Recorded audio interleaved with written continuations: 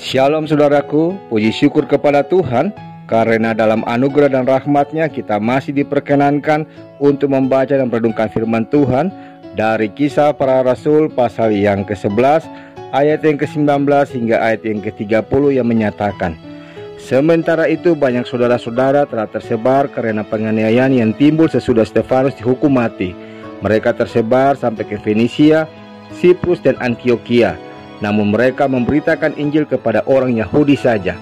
Akan tetapi di antara mereka ada beberapa orang Siprus dan orang Kirene yang tiba di Antiokhia dan berkata-kata juga kepada orang-orang Yunani dan memberitakan Injil bahwa Yesus adalah Tuhan. Dan tangan Tuhan menyertai mereka dan sejumlah besar orang menjadi percaya dan berbalik kepada Tuhan. Maka sampailah kabar tentang mereka itu kepada jemaat di Yerusalem. Lalu jemaat itu mengutus Barnabas ke Antiokhia. Setelah Barnabas datang dan melihat kasih karunia Allah, bersukacitalah ia. Ia menasihati mereka supaya mereka semua tetap setia kepada Tuhan. Karena Barnabas adalah orang baik, penuh dengan Roh Kudus dan iman, sejumlah orang dibawa kepada Tuhan. Lalu pergilah Barnabas ke Tarsus untuk mencari Saulus, dan setelah bertemu dengan dia, ia membawanya ke Antiokhia. Mereka tinggal bersama-sama dengan jemaat itu 1 tahun lamanya sambil mengajar banyak orang. Di Antiokhialah murid-murid itu untuk pertama kalinya disebut Kristen. Pada waktu itu datanglah beberapa nabi dari Yerusalem ke Antiokhia. Seorang dari mereka yang bernama Agabus bangkit, dan oleh kuasa Roh Kudus ia mengatakan bahwa seluruh dunia akan ditimpa bahaya kelaparan yang besar. Hal itu terjadi juga pada zaman Claudius. Lalu murid-murid memutuskan untuk mengumpulkan suatu sumbangan sesuai dengan kemampuan mereka masing-masing dan mengirimkannya kepada saudara-saudara yang diam di Yudea. Hal itu mereka lakukan juga, dan mereka mengirimkannya kepada penatua-penatua dengan perantaraan Barnabas dan Saulus. Demikianlah sabda Tuhan. Ketika berita Injil semakin tersebar, akhirnya tiba di Antiokhia, sebuah kota di Syria yang dibangun oleh Seleukus Nikator I dalam tahun 300 sebelum Masehi, yang adalah seorang pemimpin perang dari Alexander Agung. Antiokhia merupakan kota kebudayaan yang sangat maju sebagai pusat perdagangan sejak abad ketiga sebelum Masehi dengan penduduk sekitar 500.000 orang pada zaman para rasul. Antiokhia merupakan pusat kekristenan di dalam separuh bagian kitab Kisah Para Rasul dan terus menjadi salah satu kota terpenting kekristenan di awal abad perkembangan gereja. Antiokhia juga menjadi tempat yang sangat penting karena dia menjadi tempat pertama orang yang percaya kepada Kristus disebut Kristen. Kini kota Antiokhia itu ada di daerah selatan dari Turki. Kota itu bernama Antakya yang merupakan sebuah kota miskin dengan beberapa ribu penduduk saja, sekalipun sebagai sebuah ejekan untuk para murid Kristus. Padahal sebagai kota terbesar ketiga di dalam wilayah Kekaisaran Romawi setelah kota Roma dan Alexandria, kehidupan penduduknya sangat bejat secara moral, mengingat dalam kota ini ada penyembahan berhala terhadap Dewi Daphne, di mana di dalam kuil Dewi Daphne ada persundalan suci oleh para imam perempuan yang juga berfungsi sebagai pelacur suci atau pelacur kudus.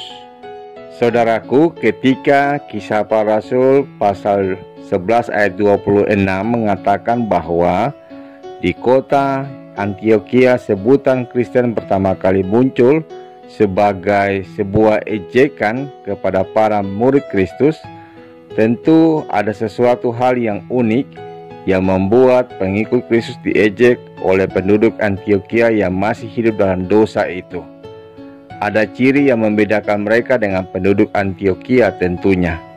Dari Alkitab kita bisa melihat ada beberapa ciri yang menonjol dari jemaat Antiokhia yang bisa kita pelajari sebagai teladan yang baik. Yang pertama, jemaat itu setia kepada Tuhan dan mau diajar.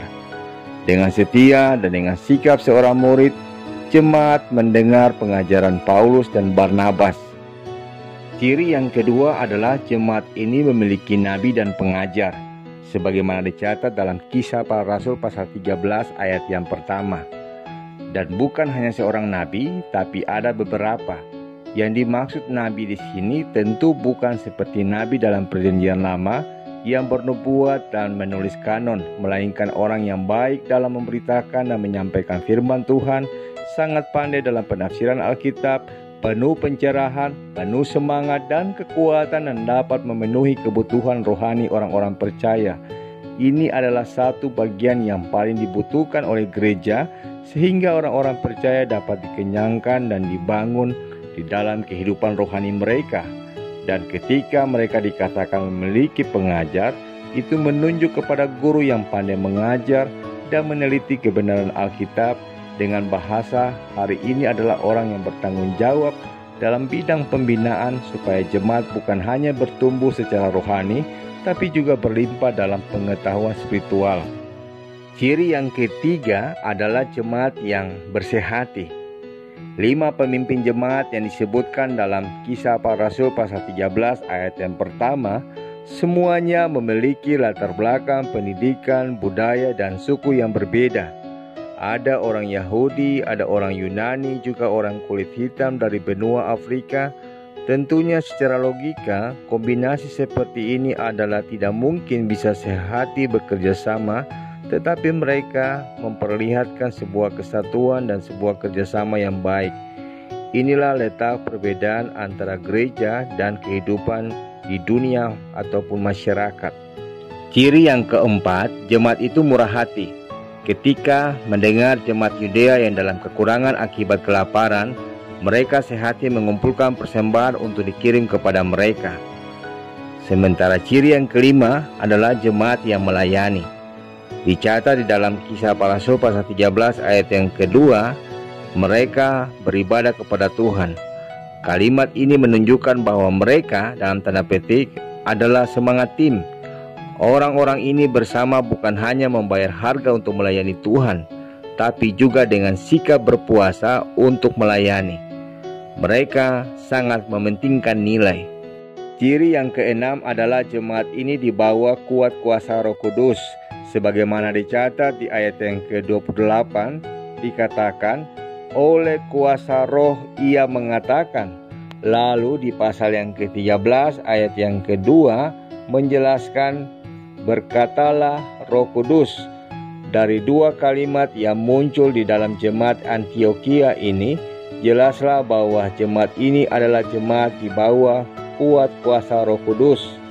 Artinya, jemaat ini dengan rendah hati membuka diri mereka dipimpin oleh kuat kuasa Roh Kudus, bukan oleh perkataan si A, si B, atau si C. Jemaat ini bukan hanya mendengarkan, tapi juga menaati pimpinan Roh Kudus. Dan ciri yang ketujuh ialah jemaat ini menjalankan misi, sebagaimana dicatat di dalam ayat yang kedua dan yang ketiga dari Kisah Para Rasul pasal 13.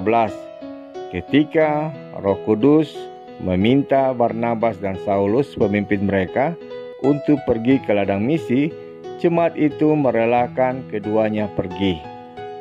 Demikian teladan kehidupan iman dari gereja di Antiokhia. Bagaimana dengan gereja masa kini? Sesungguhnya kita hidup di tengah-tengah Antiokhia akhir zaman.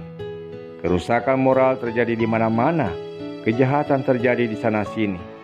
Dalam situasi demikian, gereja harusnya terlihat sebagai pembeda, sebagaimana orang-orang Kristen di Antiokhia yang menunjukkan kehidupan berbeda di zaman itu. Demikian juga gereja Tuhan haruslah menjadi garam dan terang dunia. Kehadiran gereja mestinya menjadi berkat, bukan menjadi batu sandungan. Bila kita bercermin pada jemaat di Antiokhia, apakah kita sudah menjadi berkat bagi anggota jemaat, baik melalui ibadah, persekutuan, pembinaan, pemberitaan Injil, maupun pelayanan sosial, bahkan di tengah-tengah kehidupan bermasyarakat bangsa dan negara? Apakah kehadiran kita sudah membawa pengaruh yang baik bagi orang-orang di sekitar kita? Amin. Saudaraku, mari kita sehati dalam doa. Bapa yang mulia, kami bersyukur untuk kesempatan menikmati firman-Mu. yang terus menyapa kehidupan kami dengan belajar dari teladan kehidupan jemaat Antioquia di masa lampau, yang sekalipun diperhadapkan dengan lingkungan yang bejat secara moral, namun mereka dapat hidup menjadi saluran kasih, berkat, garam, dan terang. Karuniakanlah hikmat-Mu dan mampukanlah kami dengan Roh Kudus-Mu untuk hidup dalam kekudusan, dalam kasih, dalam kemurahan hati, serta roh takut akan Tuhan, sehingga kehidupan kami senantiasa dapat menjadi berkat bagi sesama kami dan demi kemuliaan nama-Mu. Demi Kristus Yesus kami berdoa. Amin.